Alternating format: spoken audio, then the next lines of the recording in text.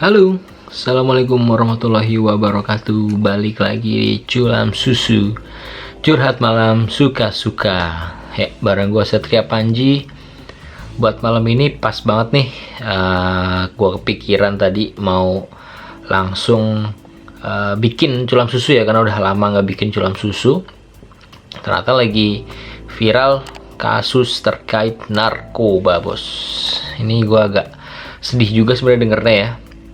Nah, kasus narkoba ini sering banget kejadian di tanah air kita ini, dan yang menimpa tuh rata-rata ya ini mungkin karena yang dipublish media adalah dari kanal entertain atau dalam hal ini komedian. Gue mau sedikit cerita aja atau bahas aja, kita sharing aja di sini ya, bahwa kasus narkoba dan juga yang menimpa komedian itu lumayan banyak. Walaupun di segmen lain atau di artis lain atau di public figure yang lain itu juga banyak sebenarnya, bos. Kalau mau kita telusuri itu banyak kasusnya dan juga bermacam-macam. Ada yang udah sempet rehab terus kena lagi, atau bahkan sampai yang masuk penjara terus juga kena lagi. Agak miris ya, karena dari dulu tuh kita perang lawan narkoba ini gitu kan, dari zaman kita kecil kayaknya kan. Say no to drugs itu udah di mana-mana tuh, balihonya, pamfletnya, flyernya segede gimana lah, pokoknya udah emang narkoba tuh musuh kita bersama semua. Karena kenapa ya, dia nyerangnya tuh kan otak ya, maksudnya kalau lo ya, gue sih nggak tahu nih, ntar jangan gue ngomong gini dianggapnya gue lagi nih. Yang dari literatur yang gue baca itu saraf lo atau otak lo yang diserang gitu, sehingga lo jadi kayak ada yang halusinasi, ada yang ngefly dan sebagainya lah. Itu efek dari narkoba itu sendiri gitu. Dan ya makanya generasi ke depan, masa depan kita, anak muda nih, kalau banyak terpapar narkoba ya risikonya parah gitu kan, karena nanti kan mereka ini yang akan meneruskan perjuangan lah, atau yang akan memimpin negara kita ke depan gitu. Kalau banyak yang terkontaminasi dengan narkoba ini, susah banget, bos, rehabnya, karena udah kan candu banget. Level candu ini udah gila gitu, susah banget. Kalau mungkin ada yang sampai level sakau dan sebagainya, lalu bisa cari sendirilah referensi-referensi itu, mungkin dari webnya BNN dan lain-lainnya. Itu banyak banget keterangan itu gitu, apa aja jenis-jenisnya mungkin, terus dampaknya apa, sampai bagaimana mengatasinya, itu susah banget ya. Nah, terus kita masuk narkoba dan juga komedian ya. Kenapa erat banget ya? Maksudnya lumayan banyak komedian-komedian dari yang mungkin senior yang kita tahu, terus juga yang sampai anak muda, terus juga mungkin kalau gue sebutin sedikit yang dari yang aliran-alirannya zaman-zaman dulu lah ya, yang kita tahu ada Mbak Nunung, terus juga ada Om Doyok, Om Polo gitu kan. Dan bahkan sekarang menyasar anak muda, stand up komedian Viko. Dan yang terakhir banget nih, gue juga nggak tahu kenapa bisa barengan, dan jujur kaget juga sih, shock juga gitu. Itu adalah Coki Pardede. Itu salah satu stand up komedian yang lagi naik daun juga sekarang. Duetnya sama Muslim tuh gila banget sih. Yang bikin gue kaget adalah ya, selama ini kayaknya terkesan taat hukum sebenarnya ya. Maksudnya dia tahu gitu batasan-batasannya. Kalau emang mau nakal dan bikin kontroversi segala macem, biasanya itu hanya dengan kata-katanya dia gitu kan, dengan mungkin pendapatnya dia, argumennya dia yang banyak orang sepaham atau nggak umum. Tapi ini ternyata ya Wunus di luar itu terjerat juga dengan yang namanya narkoba ini gitu. Dan gue agak sedikit tadi kaget ya, dan juga kenapa sih banyak artis ataupun public figure, entertainer, dan juga stand up komedian ya, atau komedian ini bisa terjerat narkoba gitu. Ini sih ya biasa lah, curhat-curhat ngasal kita aja kan, sharing-sharing aja. Ada beberapa alasan sih, terutama komedian ini ya. komedian itu kan tugasnya adalah membuat lucu seseorang gitu ya, membuat lucu orang lain dengan apapun caranya lah. Lu mau pakai metodenya yang kayak zaman dulu ludruk, ketoprak, segala macamnya itu, wayang mungkin kalau ada yang genre komedi ya, gue nggak tahu. Terus sampai yang sekarang ada yang slapstick, ada yang sketsa dan lain-lain, sampai stand up komedian. Walaupun ini juga udah lama sebenarnya, cuman di Indonesia mungkin beberapa tahun, 10 tahun belakangan ini ya. Itu jenis-jenisnya, pokoknya apapun komedinya itu ya pada intinya kan harus membuat lucu gitu, lucu orang-orang.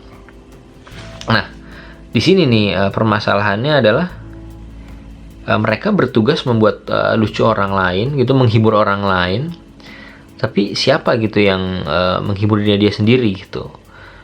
Bagaimana dia coping terhadap stresnya dia atau permasalahan hidupnya dia? Pastinya kan tiap orang punya permasalahan hidup ya. Pastinya komedian juga punya itu yang kita nggak pernah tahu, karena yang mereka tunjukkan di depan layar itu selalu yang lucu-lucu lah, kelihatan happy dan lain-lain. Cuma di belakang itu ternyata mereka juga menyimpan permasalahan gitu, dan bingung juga kadang harus cerita ke siapa. Apalagi kalau nggak punya teman dekat atau yang bisa dipercaya gitu, atau mungkin bahkan mereka juga sebenarnya membutuhkan suguhan komedi juga loh gitu dari orang lain gitu kan.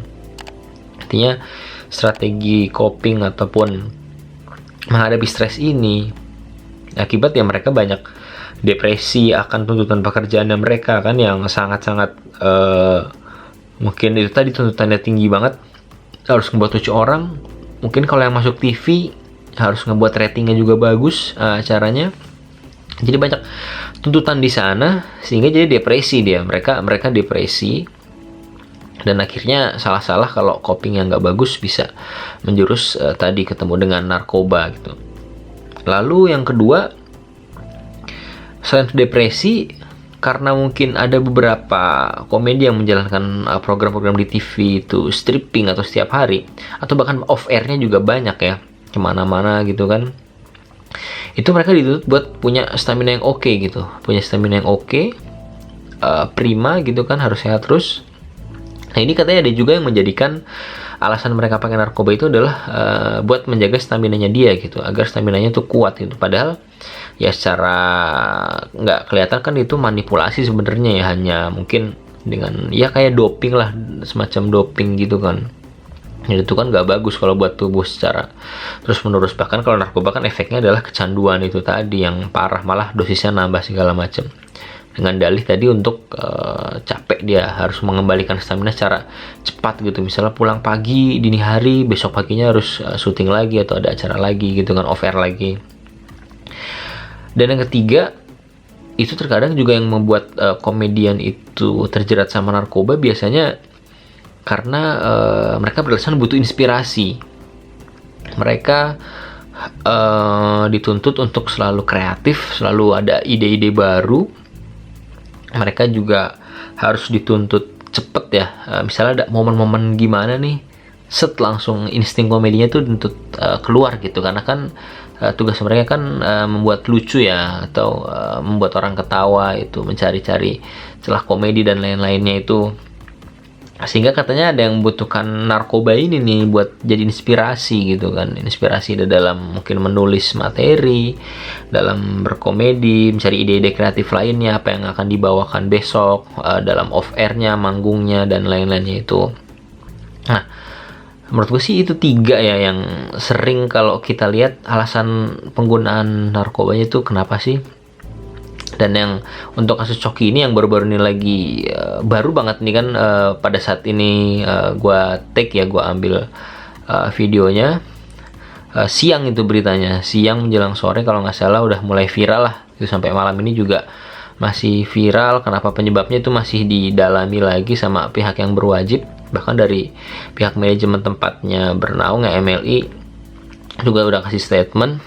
Ya ini sih sebenarnya dari gua terutama, mungkin dari kita ya, harusnya menyerahkan itu kepada pihak yang berwajib ya.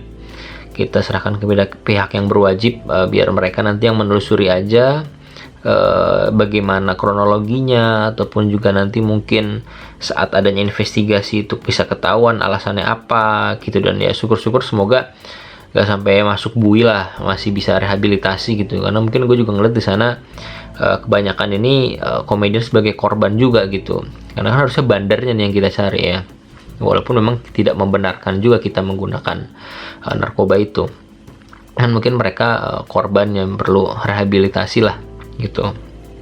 Dan apa ya, bener, pertama tadi banget gue denger agak shock juga, karena ini khusus kasus Coki ini termasuk salah satu komedian yang apa ya, kalau dari gue pribadi banyak menginfluence gue juga sih, dari segi pemikirannya dia ya, atau dari segi cara berpikirnya dia, logika berpikirnya dia gitu. Walaupun terlepas banyak kontroversi yang dia buat ya, dia juga agnostik kan, tapi kan kita bisa mengambil yang positifnya ya dalam setiap orang.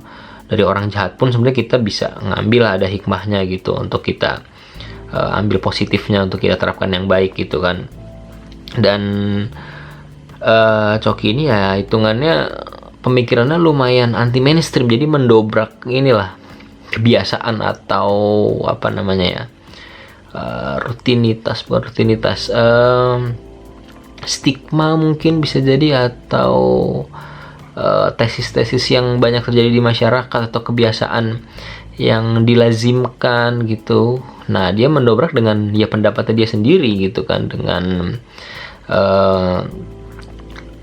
apa namanya, jargon dia, bukan jargon sih, misi dia ya, visi misi dia yang katanya membawa Indonesia tuh lebih bebas berekspresi lah, freedom of speech gitu. Apalagi di era sekarang kita juga banyak melihat nih bahwa kasus-kasus kritik-kritik nih udah mulai banyak yang dipolisikan gitu kan. Ini terlepas dari dibalut komedi atau yang lain ya. Kemarin kan kita udah sempat bahas mural, yang ternyata setelah itu malah semakin banyak mural-mural bermunculan ya, dan itu semakin represif juga gitu aparat kita ya. Gue juga nggak tahu kenapa, padahal Pak D udah menyatakan boleh aja, sah-sah aja, kritik aja, tapi yang di bawahnya ini yang kita nggak tahu nih apakah mengamankan posisinya ya, gue nggak tahu. Malah semakin banyak mural itu malah semakin represif gitu, semakin takut ya. Gue juga bingung, itu kan bagian dari kebebasan berekspresi juga gitu kan ya. Memang ada yang bilang katanya tempatnya salah dan segala macem, cuman ya lucu aja sih, makanya kayak takutnya sama mural gitu kan. Dan itu harusnya dengan kritik itu kan kita melihat realita ke diri kita ya, atau ke sistem kita, apa nih yang salah kita perbaiki, bukan malah represif atau denial dan juga defensif gitu. Itu yang nantinya malah nggak membangun untuk bangsa dan negara ini ke depan gitu. Adanya kritik malah ditolak, ataupun juga tidak mencoba merefleksikan diri. Tapi beda ya kritik dan menghina kan, nanti lo bisa cari aja deh, itu akan jadi bahasan yang panjang. Tapi kritik ini bukan ibaratnya kayak nyinyir dan lain-lain, itu gue juga nggak sepaham sih. Hoax dan lain-lain itu gue juga nggak sepaham, nggak mendukung. Tapi kalau kritik ya gue sangat mendukung. Salah satunya ya Coki ini yang membawa freedom of speech, dalam artian ya lu bebas ngomong apapun gitu, kebebasan berpendapat, berekspresi gitu. Tapi ingat juga sebenarnya dengan adanya freedom of speech itu kan juga lahir kebebasan yang bertanggung jawab, dalam artian lu mengomentari sesuatu, berpendapat tentang sesuatu, dan orang lain juga bebas untuk menyerang lu atau mengomentari lu juga gitu kan, mengomentari apa yang lu tadi bawa gitu, pendapatnya atau opininya. Jadi ya fair memang. Dan masalah tersinggung ya itu harus diakui ya urusan masing-masing. Terus kalau misalnya lo tersinggung ya udah gitu, gimana ya, oke lah, paling let's say dibilangin aja, gue tersinggung sama lo nih karena gini nih. Oke, palingan let's say lo minta maaf dan lain-lainnya, tapi itu tidak merubah fakta di lapangan. Kalau emang mungkin kondisinya lagi buruk atau lagi nggak baik gitu kan terhadap kritik itu gitu, mungkin maaf bukan pendapat atau opininya, tapi maaf ya karena itu tadi membuat gaduh atau misalnya menyinggung tadi gitu. Tapi emang fakta di lapangan ini ya nggak salah, karena keadaannya tuh seperti itu gitu kan. Jadi memang sebenarnya perlu kita kebebasan berekspresi. Mungkin nggak harus sampai kayak Amerika lah, yang sampai level sana aja tuh mereka butuh bertahun-tahun. Nah di Indonesia ini paling nggak ya kita coba pelan-pelan lah. Kita mungkin beropini dengan kultur kita ya, kebudayaan kita, dengan ketimuran. bahasanya juga santun dan lain-lainnya, tapi juga ada disclaimer-nya gitu. Yang dikritik ini atau orang yang dikritik entah pejabat atau public figure dan lain-lainnya itu jangan baperan bos. Itu yang masalahnya sekarang gitu, banyak banget yang baperan, dikit-dikit baper, padahal itu kritik yang membangun gitu untuk perbaikan juga kita ke depan dan juga sistem di sini gitu kan. Oke, kalau misalnya lu tersinggung dengan misalnya kata-kata kebun binatang, misalnya kayak anjing, babi, dan sebagainya, itu mungkin ada terlalu lebay lah ya. Mungkin kritiknya juga disampaikan dengan santun, dengan baik gitu kan. Tapi kadang permasalahannya gitu, yang terjadi di lapangan ya membingungkan juga sih. Lu mengkritik dengan santun dan sebagainya, nanti diibaratkannya kayak mencemarkan nama baik dan lain-lain. Jadi orang mungkin kesal juga kali ya, anjing gue udah kritik baik-baik nih dengan sopan, lu nggak dengerin, ya udah gue sekalian hajar aja, gas aja gitu bos.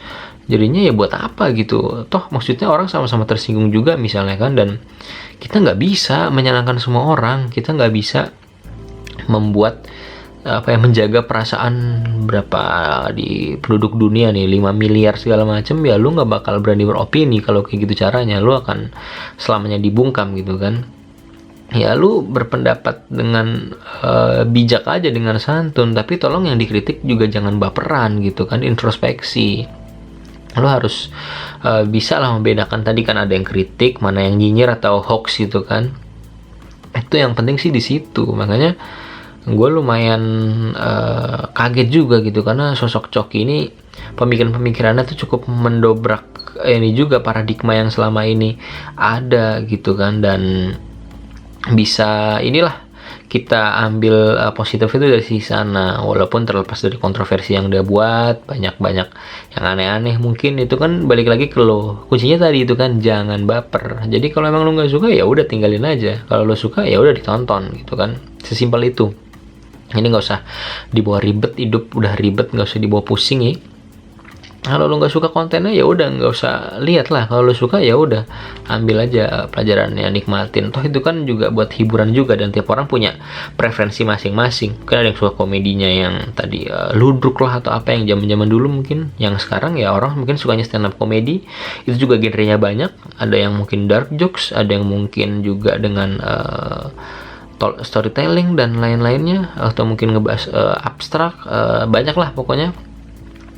Itu kan preferensi orang-orang, dan bebas-bebas aja sih orang mengekspresikan tadi itu ya, jalur komedinya ya, atau jalur kritikannya itu dengan caranya mereka. Dan juga pastinya mereka akan bertanggung jawab juga terhadap apa yang sudah mereka omongkan gitu. Misalnya tadi ada orang lain yang ternyata nggak sepakat atau bagaimana, tapi balik lagi respon kita, jangan baper dan jangan mengancam nyawa orang gitu, jangan yang sampai ke tindak kekerasan. Oke, lu tersinggung boleh, tapi lu bisa memilih kan outputnya itu gimana. Lu mau yang kayak oke, gue sampaikan dengan bijak, gue tersinggung sama lu nih, tolong gini dengan bijak juga. Atau lu mau main represif tadi, kayak sampai mengancam nyawa, properti, ngerusak gitu kan, mukul, anarkis, itu yang nggak dibenarkan sih. Jadi ya balik lagi ke kasus tadi narkoba dan komedian nih, agak lari sedikit ya ke tadi kebebasan berekspresi, karena ini juga masih banyak terjadi nih di kita. Ya, sosok Coki ini lumayan ibaratnya tamengnya gitulah, bumpernya gitu, dan cukup kaget ketika dia ketangkep.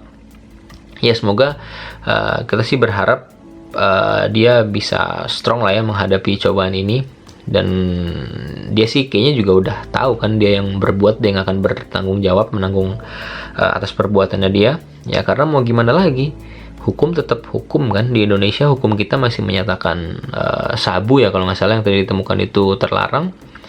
Ya udah, itu yang berlaku di negara ini gitu. Mungkin lo bisa nemuin sabu itu legal di negara lain. Di Belanda mana contohnya ya, gue nggak tahu kalau di Belanda sabu legal nggak ya. Kalau ganja sih kan legal di sana ya, karena nggak ada hukum yang mengatur. Cuman balik lagi, di Indonesia mungkin ada yang melarang itu tadi tuh. Nah itu kita harus pinter-pinter juga, jangan dengan alasan gue nggak tahu. Enggak, karena hukum itu sifatnya kan kalau udah di launching ya, udah dirilis ya, mau nggak mau dianggapnya semuanya itu tahu gitu, jenis-jenis narkobanya atau apa bahan-bahannya, kategorinya, terus termasuk juga mungkin berapa gramnya itu tadi kan. Mungkin ada sebagian yang katanya bilang kayak apa ya, morfin itu bisa buat kesehatan kan, masih dalam batas wajar. Ketika lu salah gunakan ya itu jadi narkoba namanya kan, namanya penyalahgunaan zat terlarang itu kan, di luar dari medis tadi. Nah itu lo harus pinter-pinter lah. Ya di negara lain bebas, ya udah lu ke negara lain dulu aja, baru lu bebas misalnya mau nyimeng di sana atau mau apa gitu. Ya gue nggak menyarankan, tapi boleh aja gitu di sana kan. Dan kalau misalnya memang apa ya, lu mau bandel atau nakal juga, apalagi udah umur apa segala macam, inget-inget lah apa keluarga lu. At least kalau misalnya lu belum nikah kan masih ada orang tua, misalnya adik, kakak dan lain-lain. Itu yang harusnya tetap lo jadi bahan pertimbangan sih ya, karena individualnya lo merasa itu, lo merasa gue bertanggung jawab sama diri gue, tapi tetap ada impactnya lah buat sekitar lo, buat kanan kiri lo, keluarga lo. Jadi harap dipikirkan baik-baik gitu. Mungkin itu aja bos untuk culam susu malam hari ini. Ini kayak gila episodenya, gue bijak banget ya anjir, padahal gue banyak dosa juga nih, nggak tahu aja lo kan ya. Jadi itu aja, semoga bisa bermanfaat. Ambil hikmahnya aja, bos-bosku semua, yang negatif dibuang aja. Dan semoga kita doakan semua permasalahan narkoba ini nggak terjadi lagi lah, bisa berkurang, bisa ditekan banget, dan generasi muda kita Indonesia bisa terbebas dari narkoba. Oke bos, segitu aja dari gue untuk culam susu malam hari ini. Wassalamualaikum warahmatullahi wabarakatuh. Mantap.